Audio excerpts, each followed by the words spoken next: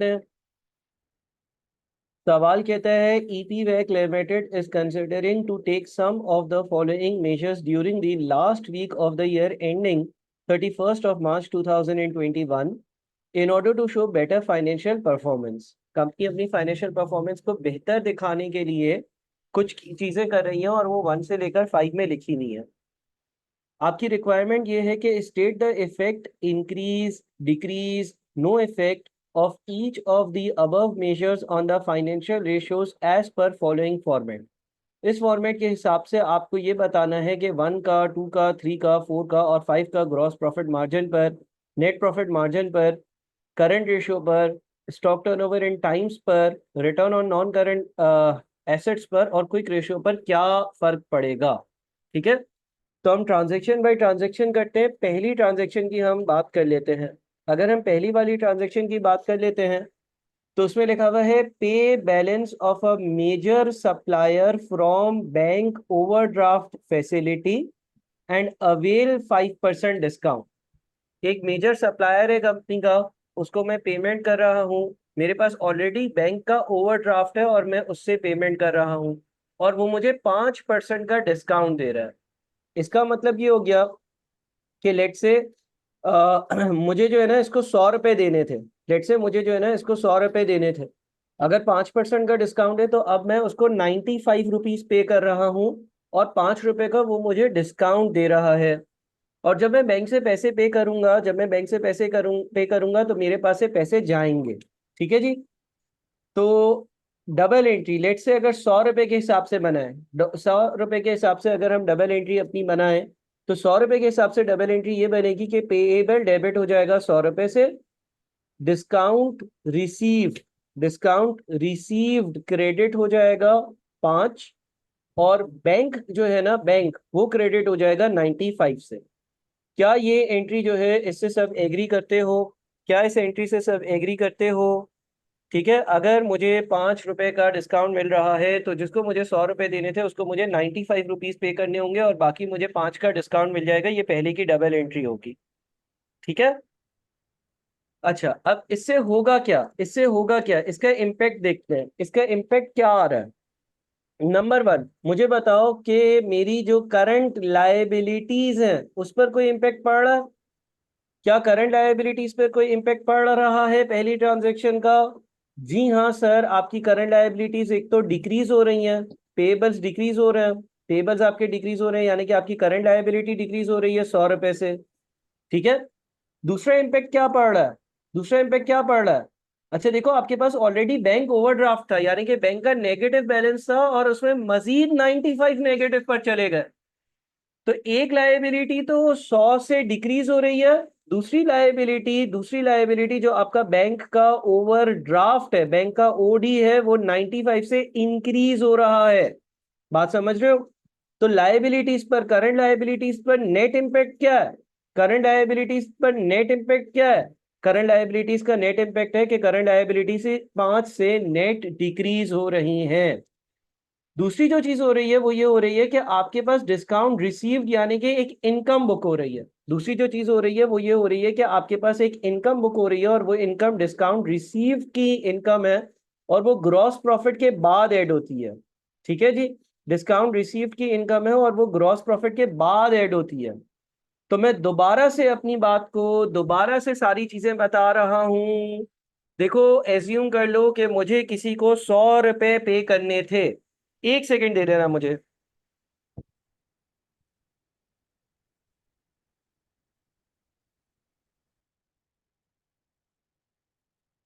मुझे किसी को 100 रुपए देने थे, उसने मुझे 5 रुपए का डिस्काउंट दे दिया तो अब मैं उसको 95 रुपीज दूंगा यानी कि मेरा पेएबल डेबिट होगा 100 रुपए से, लायबिलिटी 100 से खत्म होगी।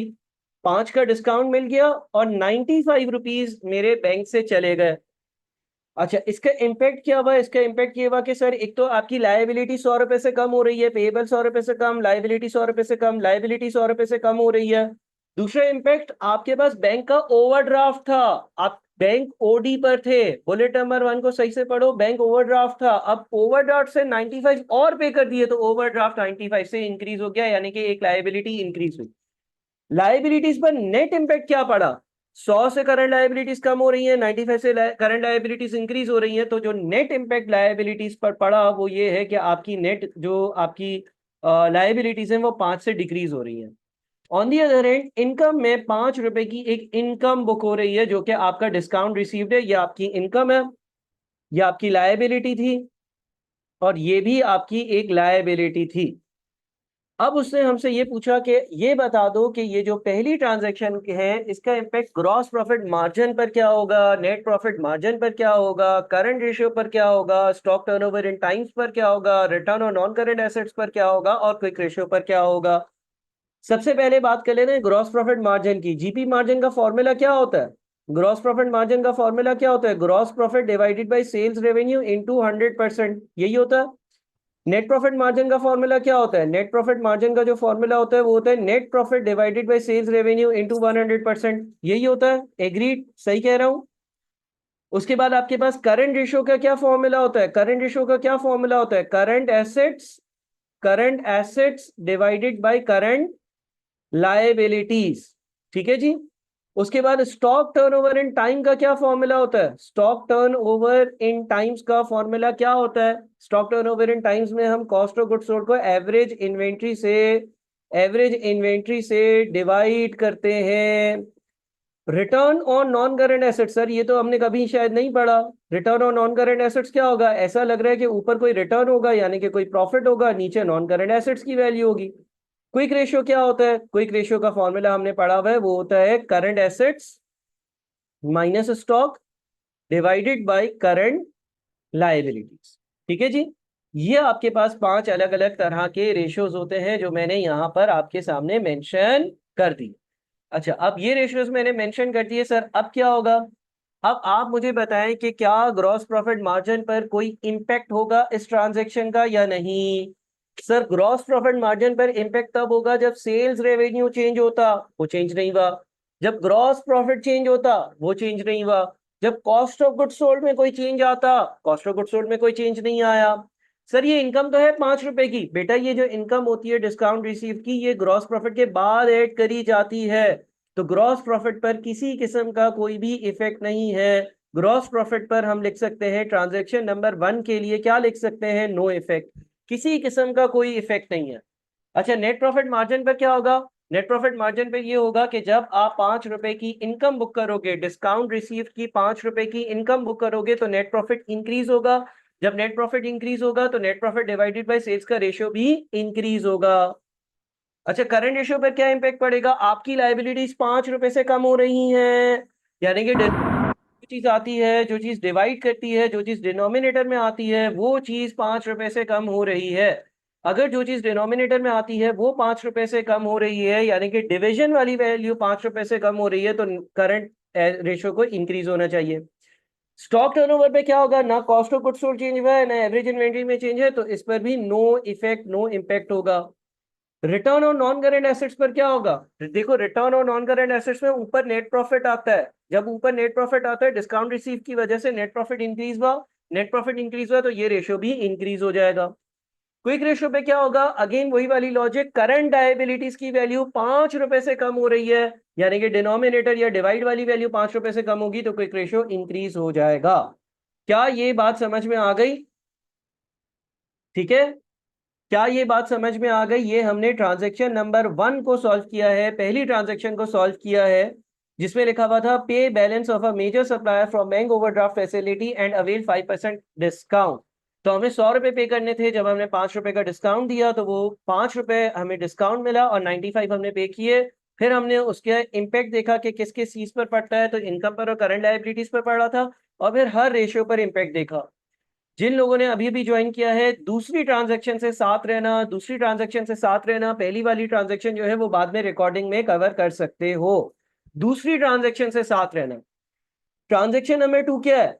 Cell slow moving stock items at a price equal to cost.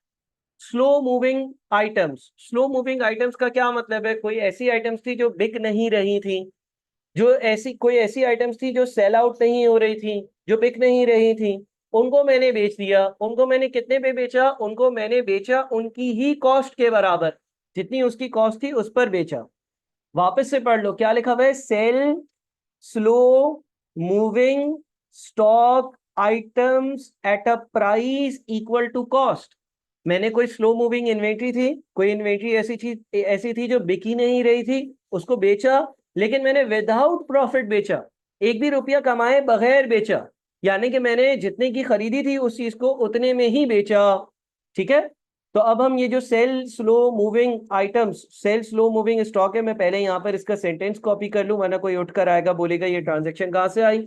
Cell slow moving stock items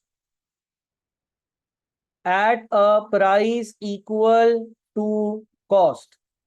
देखो एज्यूम कर लो आम हालात में मेरी जो सेलिंग प्राइस है वो 120 रुपए है, और कॉस्ट प्राइस जो है ना, कॉस्ट प्राइस जो है वो लेट से 100 रुपए। आम हालात में एक चीज में 120 रुपए में बेचता हूं और मैं उसको 100 रुपए में खरीदता हूं। ठीक है, लेट से मैंने 5 यूनिट्स बेचे, तो मेरा सेल्स रेवेन्यू कितना होगा? आम हालात में सर मेरा सेल्स रेवेन्यू हो जाएगा 120 रुपए वाली 5 चीजें आपने बेची, और कॉस्ट ऑफ गुड सोल्ड जो होगा, 100 वाली आपने 5 चीजें जो है वो अगर बेची हैं जो आपने 100 में खरीदी थी, तो आपका ग्रॉस प्रॉफिट जो होगा वो हो जाएगा 600 माइनस 500 यानी कि 100। और ग्रॉस प्रॉफिट मार्जिन कितना हो जाएगा? Gross profit divided by sales revenue.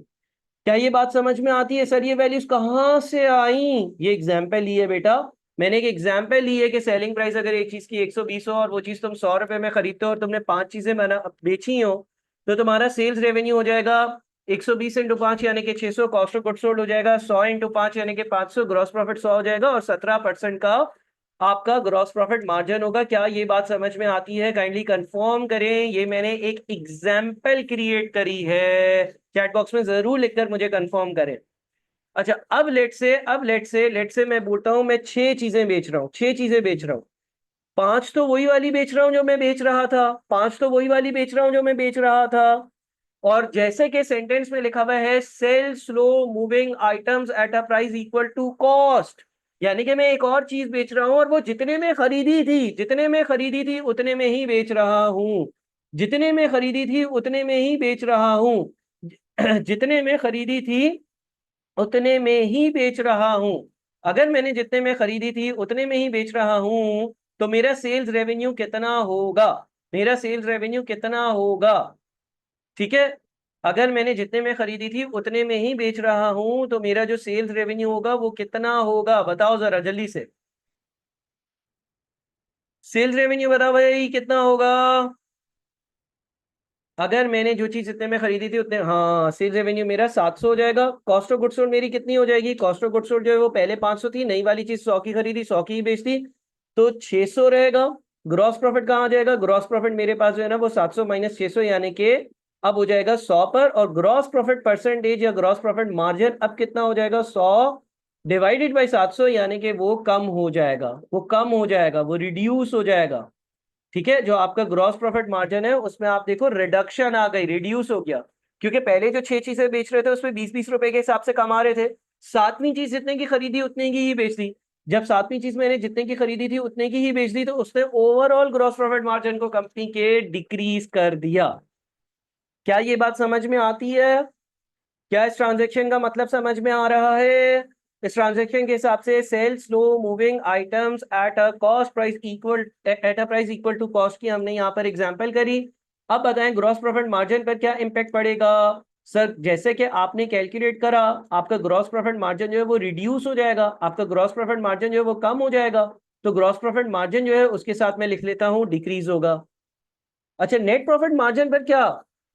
बेटा 2 एडिशनल यूनिट समझ लो, 3 समझ लो, अरसलान 4 समझ लो, तुम्हें किससे मोहब्बत है? 5 से 5 समझ लो, लेकिन ग्रॉस प्रॉफिट मार्जिन कम ही होगा ना, क्योंकि पहले तुम कमा रहे थे और अब तुम अगले यूनिट पे नहीं कमा रहे, यानी कि तुम्हारा जो नेट एक एवरेज आता है, ग्रॉस प्रॉफिट मार्जिन क्या होता है? Overall total gross profit divided by total sales revenue, वो कम ही होगा। अच्छा, नेट प्रॉफिट मार्जिन देखो, जब ग्रॉस प्रॉफिट कम होगा तो डेफिनेट सी बात है नेट प्रॉफिट मार्जिन पर भी उसका इंपैक्ट पड़ेगा। जब आपका ग्रॉस प्रॉफिट कम होता है, आपने पढ़ा होगा कि अगर ग्रॉस प्रॉफिट कम होगा और बाकी सारी चीजें सेम हो तो नेट प्रॉफिट भी कम होगा, नेट प्रॉफिट भी कम हो जाएगा तो नेट प्रॉफिट मार्जिन भी डिक्रीज हो रहा होगा। ठीक है जी, ये भी आपका डिक्रीज हो गया। अच्छा, उसके बाद फिर करंट रेशियो पर क्या इंपैक्ट पड़ेगा? अब ये बड़ी इंपॉर्टेंट बात है सर। हमारा तो स्टॉक जा रहा है ना, स्टॉक जा रहा है तो करंट रेशियो जो है उस पर जो है कोई ना कोई इंपैक्ट पड़ना चाहिए। देखो ये नई वाली चीज जो है इसकी डबल एंट्री क्या पास हुई होगी? इस नई वाली चीज की डबल एंट्री पास हुई होगी, cost of goods sold debit, stock credit. एक जगह से स्टॉक कम हुआ, दूसरी जगह से जब आपने सेल करी तो बैंक डेबिट और सेल्स क्रेडिट हुआ। तो आप जरा ये बात नोट करो कि इस ट्रांजैक्शन की अगर डबल एंट्री बनाए, एक तो आपका स्टॉक गया, कॉस्ट ऑफ गुड्स सोल्ड में वो चार्ज हो गया, दूसरा आपके पास बैंक में पैसे आए जो कि सेल्स रेवेन्यू के अगेंस्ट आए।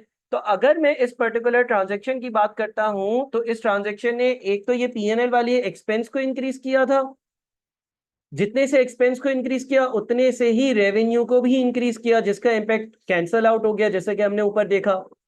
दूसरी जगह पर इसने स्टॉक को यानी कि एक करंट एसेट को कम किया, एक करंट एसेट को डिक्रीज किया, एक करंट एसेट को कम किया, लेकिन दूसरी जगह पर एक और करंट एसेट को, एक और करंट एसेट को, एक और करंट एसेट को इंक्रीज किया। तो जब एक करंट एसेट कम हुआ और दूसरा करंट एसेट इंक्रीज हुआ तो टोटल करंट एसेट वहीं रहे जहां पर थे, बस एक फॉर्म से दूसरी फॉर्म में चेंज हो गए।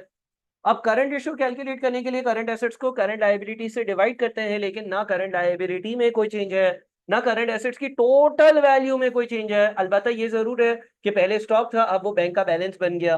तो इस केस में आपके करंट रेशियो पर कोई भी इंपैक्ट नहीं आ रहा होगा, इसलिए इसलिए क्योंकि स्टॉक था पहले 100 रुपए का, वो चला गया, लेकिन बैंक का बैलेंस 100 रुपए आ गया। सर अगर रिसीवेबल होता तो रिसीवेबल भी करंट एसेट है, बैंक की जगह रिसीवेबल होता। क्या ये बात समझ में आ रही है? अरे यार अगर वाले सवाल बाद में कर लेंगे, अगर वाले सवाल सारे बाद में कर लेंगे, अभी अगर और मगर वाले नहीं करते जो है उस पास पेपर को सॉल्व करते हैं, अगले पेपर पर बढ़ते हैं। अगर प्रॉफिट पर वैसे सेल करते हैं तो जाहिर सी बात है कि आपके करंट एसेट्स में इंक्रीज आता और स्टॉक में भी इंक्रीज आता। ये बात समझ में आ गई? जल्दी से बताओ। अगला स्टॉक टर्नओवर जो कि cost of goods sold divided by average inventory होता है।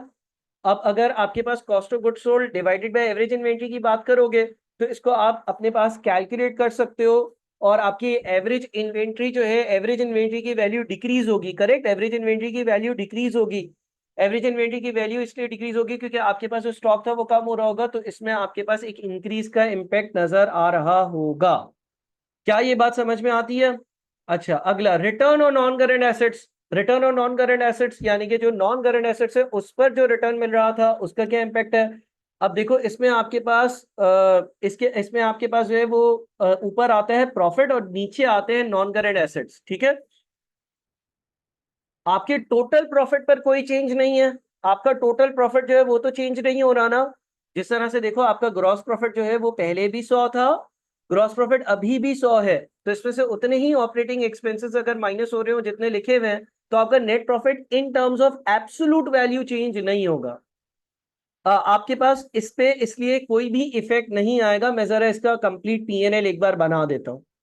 देखो ग्रॉस प्रॉफिट तक तो हमने बनाया ना, लेट से ग्रॉस प्रॉफिट पहले भी 100 रुपए था, अभी भी 100 रुपए। ऑपरेटिंग एक्सपेंसेस जो है, ऑपरेटिंग एक्सपेंसेस एज्यूम कर लो कि 20 रुपए होते हैं, इसलिए नेट प्रॉफिट जो है वो पहले होता था 80, अभी भी दूसरी चीजें चेंज नहीं हुई है तो आपका नेट प्रॉफिट जो है वो 80 पर ही है। अच्छा, आपका जो नेट प्रॉफिट मार्जिन होगा वो डिक्रीज क्यों हुआ था? क्योंकि वो कैलकुलेट होता है 80 डिवाइडेड बाई 600, पहले कैलकुलेट हो रहा था, पहले कैलकुलेट हो रहा था 80 डिवाइडेड बाई 600 से, और अब वो कैसे कैलकुलेट हो रहा है? अब वो कैलकुलेट हो रहा है 80 डिवाइडेड बाई 700 से। तो नेट प्रॉफिट मार्जिन के बारे में हमने लिखा था कि जैसे कि ग्रॉस प्रॉफिट मार्जिन भी डिक्रीज हो रहा है, ऐसे ही नेट प्रॉफिट मार्जिन भी डिक्रीज हो रहा है। ये हमने पहले बात करी थी।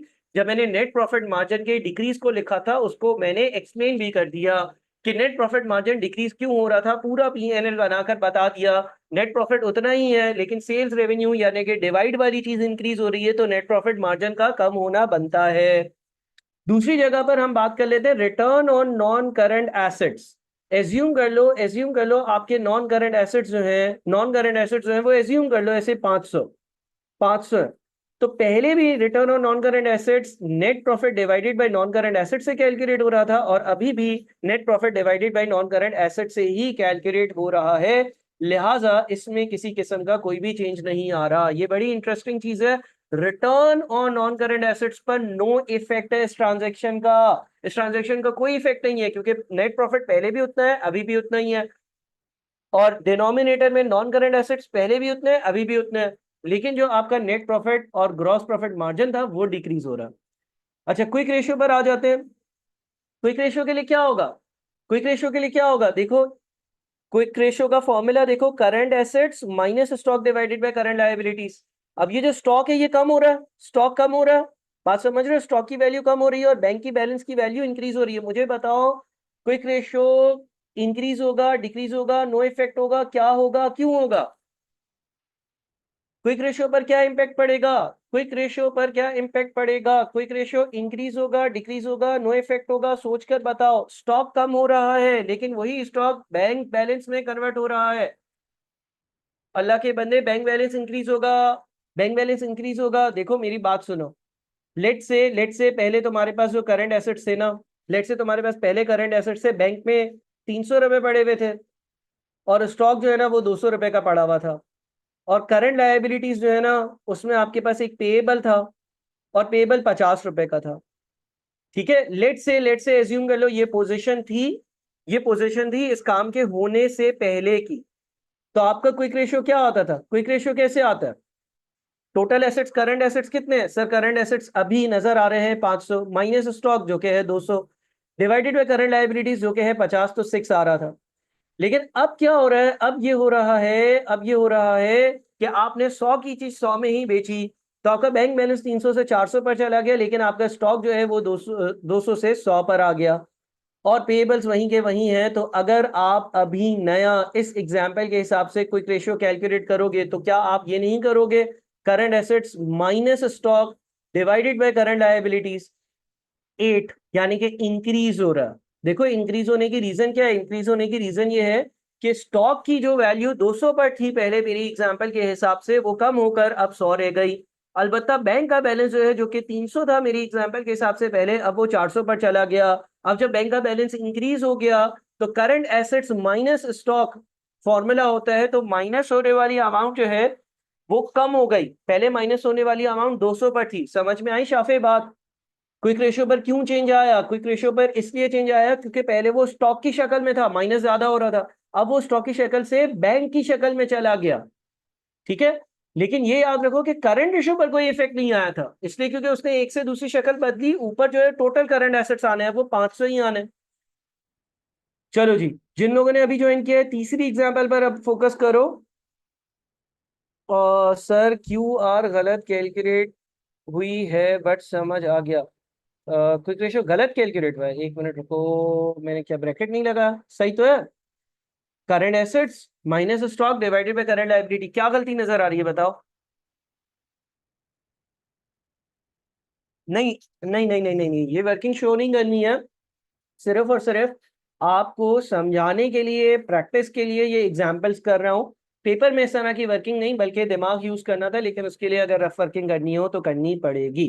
दाऊद जल्दी से अपनी क्वेरी बताओ, ताकि मैं बेटा आगे बढ़ूं, टाइम कम है हमारे पास। चलो मेरे ख्याल में तुम रेफर कर लेना शीट को, मेरे ख्याल में तो सही कैलकुलेट किया है।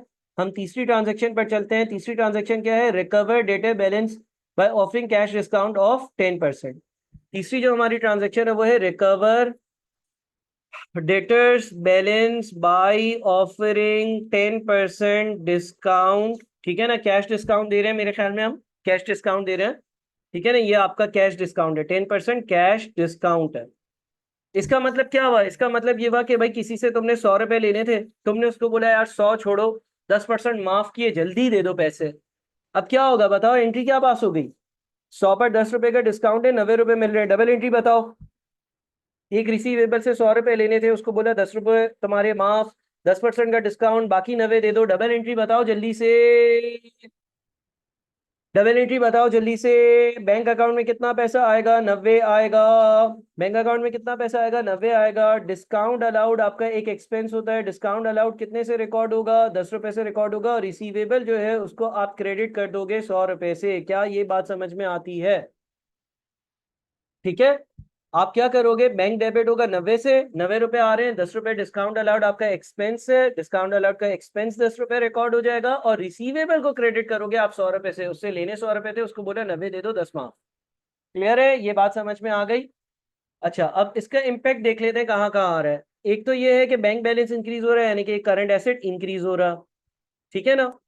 दूसरा इम्पैक्ट क्या आ रहा है, डिस्काउंट अलाउड, डिस्काउंट अलाउड होता है एक्सपेंस, एक्सपेंस आता है प्रॉफिट एंड लॉस अकाउंट में, एक्सपेंस हो रहा है इंक्रीज, ठीक है, डिस्काउंट अलाउड आप रिकॉर्ड कर रहे हो। रिसीवेबल्स, रिसीवेबल्स 100 से कम हो रहे हैं, यानी कि करंट एसेट क्या हो रहा है, करंट एसेट क्या हो रहा है बताओ, डिक्रीज हो रहा, ठीक है।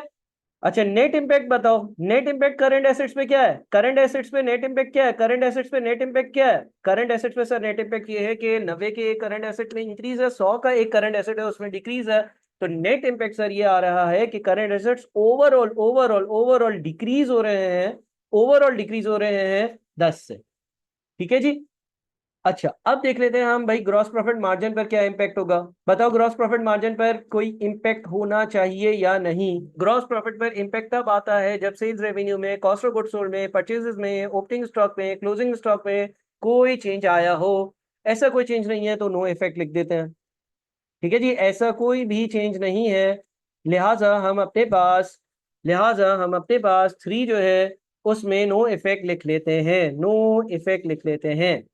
नेट प्रॉफिट पे क्या कोई फर्क आएगा, जी हाँ सर, आप डिस्काउंट अलाउड को एज ए एक्सपेंस ट्रीट करोगे, डिस्काउंट अलाउड ऑपरेटिंग एक्सपेंसेस में ट्रीट होगा, डिस्काउंट अलाउड जो है वो नेट प्रॉफिट को कम कर देगा, जब वो नेट प्रॉफिट को कम कर देगा तो आपके पास net profit divided by sales जो है वो डिक्रीज हो जाएगा। क्या ये बात समझ में आती है, नजर नहीं आ रहा, क्या नजर नहीं आ रहा भाई, स्क्रीन नजर आ रही है सबको, आ तो रही है स्क्रीन सबको, क्या क्या बातें कर रहे हैं भाई, मिर्ची विर्ची तो नहीं चली गई, अंधा तो नहीं हो गया, लॉग आउट करके लॉग इन कर ले, सही है, लॉग आउट करके लॉग इन कर लो। खैर, ग्रॉस प्रॉफिट मार्जिन जो है उसमें नो इफेक्ट है, लेकिन लेकिन लेकिन अगर हम नेट प्रॉफिट पर बोलते हैं, अगर हम लाइट, अच्छा, अगर हम नेट प्रॉफिट पर बोलते हैं ना तो वो डिक्रीज हो रहा होगा क्योंकि आपने एक्सपेंसेस में डिस्काउंट अलाउड को रिकॉर्ड किया होगा। अच्छा, उसके बाद बताओ करंट एसेट्स पर क्या होगा, करंट एसेट्स पर क्या होगा। अभी हमने देखा कि हमारे करंट एसेट्स में 10 रुपए की नेट बेसिस पर इस ट्रांजेक्शन की वजह से कमी हो रही है, तो जब नेट एसेट्स करंट एसेट्स पर कमी होगी तो ये क्या हो जाएगा, डिक्रीज हो जाएगा। उसके बाद स्टॉक टर्नओवर, सर ना cost of goods sold change हुआ, ना एवरेज इन्वेंटरी चेंज हुई, ना ओपनिंग स्टॉक चेंज हुआ, ना क्लोजिंग स्टॉक चेंज हुआ, तो इस स्टॉक टर्नओवर के फॉर्मूले के हिसाब से कोई भी चेंज नहीं आया, तो मेरे ख्याल में नो इफेक्ट होना चाहिए। उसके बाद फिर return on non current assets, return on non current assets, जब एक एक्सपेंस बुक होगा वो प्रॉफिट को कम करेगा, जब एक्सपेंस बुक होगा वो प्रॉफिट को कम करेगा, जब वो एक्सपेंस प्रॉफिट को कम कर देगा तो return on non current assets जो है वो भी कम होना बनता है।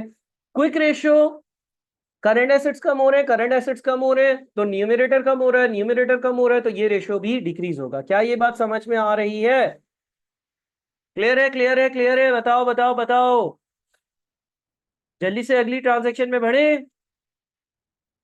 ठीक है जी। चलो जी, अगली ट्रांजेक्शन, यार ये कोई खेलकूद कर रहा है एनोटेशंस के साथ, काइंडली इसका ख्याल रखें आप लोग, ठीक है, बड़े हो गए हो आप लोग यार, थोड़ा सा ख्याल रखो। जूम थोड़ा चेंज हुआ है, इसमें ऑप्शन जो है ना एनोटेशन का कहीं और इन्होंने डाल दिया है, खैर तो इसमें मुझे मिल नहीं रहा।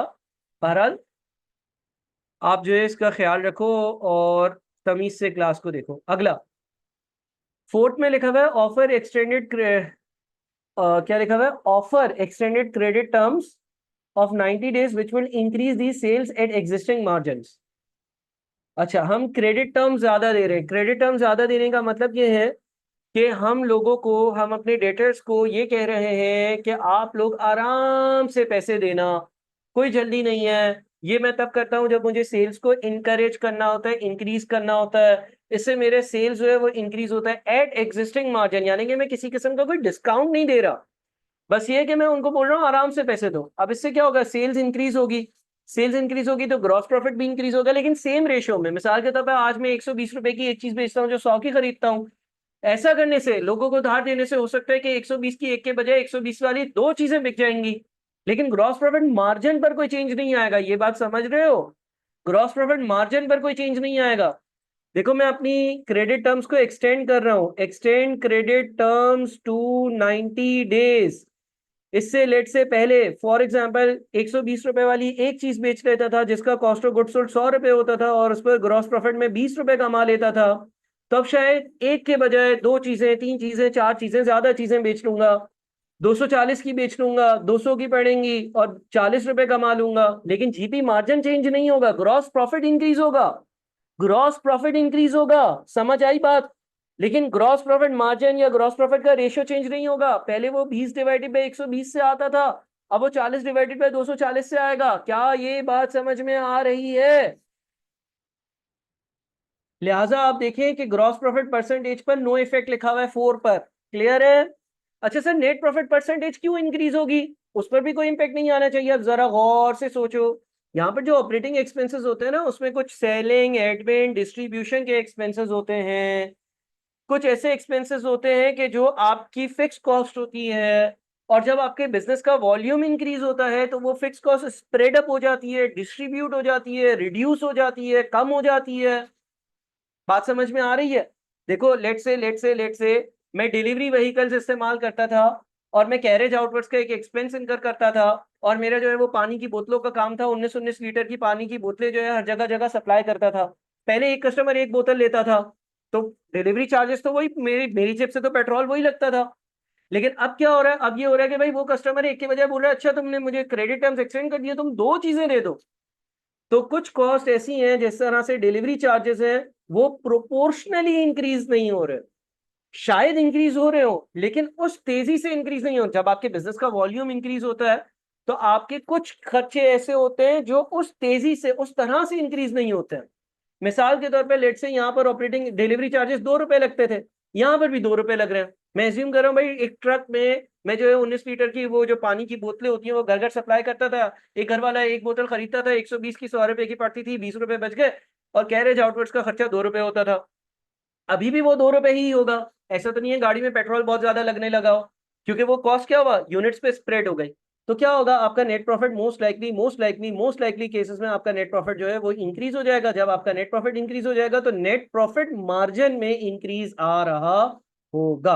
अब आपका नेट प्रॉफिट मार्जिन जो है वो चला गया 15.83% पर, पहले वो 15% पर था। क्या ये बात समझ में आती है? जल्दी से बता दीजिएगा, क्योंकि इस मीटिंग में 6 मिनट बाकी हैं, फिर मैं एक और लिंक बनाऊंगा, लेकिन इस सवाल को इस मीटिंग में सॉल्व करना चाहता हूं ताकि इसकी एक ही रिकॉर्डिंग हो।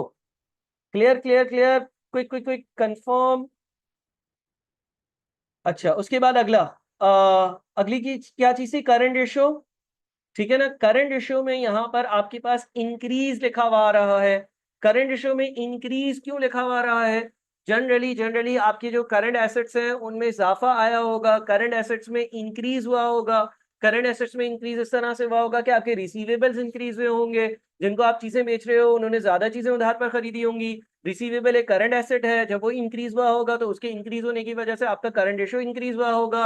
आपने स्टॉक ज्यादा परचेज किया होगा क्योंकि आपकी सेल ज्यादा हो रही है, इन्वेंट्री इंक्रीज हुई होगी, करंट रेशियो इंक्रीज हुआ होगा। क्लियर है? ठीक है। अच्छा, stock turnover in times increase क्यों हो रहा है? अगर स्टॉक टर्नओवर इन डेज और टाइम्स याद हो तो डेज मुझे ये बताता था कितने दिनों में मेरा स्टॉक बिकता है। जब उसकी तेजी आ जाएगी, रवानी आ जाएगी, जब मैं लोगों को उधार दूंगा, लोग मुझसे ज्यादा चीजें खरीदेंगे, तेजी तेजी से स्टॉक जा रहा होगा, नया आ रहा होगा, पुराना जा रहा होगा। तो पहले अगर माल 50 दिनों में बिकता था, अब वही माल 25 दिनों में बिक रहा होगा। स्टॉक टर्नओवर इन टाइम्स की बात करें तो वो जो है वो इंक्रीज हो रहा होगा क्योंकि ज्यादा रोटेशन हो रही होंगी। पहले अगर महीने में एक बार और साल में 12 बार चीजें बिकती थी, यानी कि स्टॉक टर्नओवर इन टाइम्स 12 था, अब शायद 15-15 दिनों पे चीजें बिकेंगी और उसकी वजह से stock turnover in times increase होकर 24 हो जाएगा। बात समझ में आई? Return on non current assets increase होने की सेम वजह है कि नेट प्रॉफिट आपका इंक्रीज हो रहा होगा। क्विक रेशियो इंक्रीज होने की सेम वजह है, वही करंट एसेट्स वाली, करंट रेशियो वाली। एग्रीड? आखिरी पे चल लेते हैं, उसको डिस्कस करते हैं। रिकॉर्डिंग में आप इसको वापस से देख सकते हो। जितनी भी चीजें मैंने बताई हैं, मैं चाह रहा हूँ कि 4 मिनट बचे हैं तो इसी रिकॉर्डिंग में हम लोग पॉइंट 5 भी डिस्कस कर लें, जो कि है dispose of some non current assets at gain. आपने कोई नॉन करंट एसेट बेचा और वो गेन पर बेचा, गेन पर बेचा। लेट से आपने एक नॉन करंट एसेट्स आपकी बुक्स में आ रहा था 120 पे, आपने उसको बेच दिया 150 पर। एंट्री क्या पास होती है, बैंक में पैसे आए 150, नॉन करंट एसेट बुक से गया 120 पर, प्रॉफिट एंड लॉस अकाउंट में 30 रुपए का गेन बुक किया। जब आपने प्रॉफिट एंड लॉस अकाउंट में 30 रुपए का गेन ऑन डिस्पोजल बुक किया तो ये ग्रॉस प्रॉफिट के बाद ऐड होता है। आप देखेंगे ग्रॉस प्रॉफिट पे कोई भी चेंज नहीं आ रहा। नेट प्रॉफिट इंक्रीज हो जाएगा, क्योंकि नेट प्रॉफिट इंक्रीज हो रहा है तो नेट प्रॉफिट परसेंटेज का इंक्रीज होना भी बनता है। आपकी बुक्स में 30 रुपए का जब एक इनकम रिकॉर्ड होगी तो वो नेट प्रॉफिट परसेंटेज को इंक्रीज कर रही होगी। करंट रेशियो की इंक्रीज हो रहा है, जाहिर है कोई रिसीवेबल होगा या कैश आया होगा या बैंक में पैसे आए होंगे जब आपने वो एसेट बेचा होगा, उसकी वजह से आपके करंट एसेट्स में इंक्रीज होगा। जब करंट एसेट्स इंक्रीज होंगे तो करंट रेशियो में भी इंक्रीज आएगा। उसके बाद स्टॉक टर्नओवर इन टाइम पे कोई इफेक्ट नहीं होगा। स्टॉक टर्नओवर इन टाइम्स का जो फॉर्मूला है cost of goods sold divided by average stock, उसका कोई लेना देना इस सवाल से नहीं है। Return on non current assets क्यों इंक्रीज होगा? पहली बात, ऊपर आपके पास return on non current assets के फॉर्मूले में ऊपर नेट प्रॉफिट आता है, वो इंक्रीज हो रहा है। दूसरा, आपने जब नॉन करंट एसेट्स बेचे तो डिनोमिनेटर कम भी हो रहा है। डिनोमिनेटर कम होगा तो वो नॉन करंट एसेट्स के return on non current assets को इंक्रीज करेगा। और आखिरी आपका क्विक रेशियो इंक्रीज क्यों हो रहा है? क्योंकि बैंक का बैलेंस इंक्रीज हो रहा है। डिस्कस कर लिया हमने ये एक सवाल, क्या ये सारी चीजें क्लियर है? काइंडली मुझे कंफर्म कर दें। मैं ये आपको एक्सेल की फाइल भेजूंगा, इसकी रिकॉर्डिंग भेजूंगा, आप दोबारा से देखेंगे और फिर इंशाल्लाह हम कुछ देर बाद दोबारा ऑनलाइन आकर और एक और सवाल करेंगे जिसमें हम कमेंट्स लिख रहे होंगे। काइंडली मुझे कंफर्म कर दीजिएगा ताकि मैं इस क्लास को एंड करूं, इसकी रिकॉर्डिंग को अपलोड करूं और आप लोगों को ये रिकॉर्डिंग और ये एक्सेल की फाइल भेज दूं, आप इसको रिव्यू करें। और जिसने पिछले लेक्चर्स कंप्लीट नहीं करे, मेरी एक रिक्वेस्ट है कि पिछले लेक्चर्स जरूर कंप्लीट कर लें। सारे लेक्चर्स जितने भी पोर्टल पर हैं वो आपके लिए जरूरी है। Thank you so much. मैं अब 10-15 मिनट का ब्रेक लेता हूँ, उसके बाद क्लास को स्टार्ट करते हैं। अल्लाह हाफिज।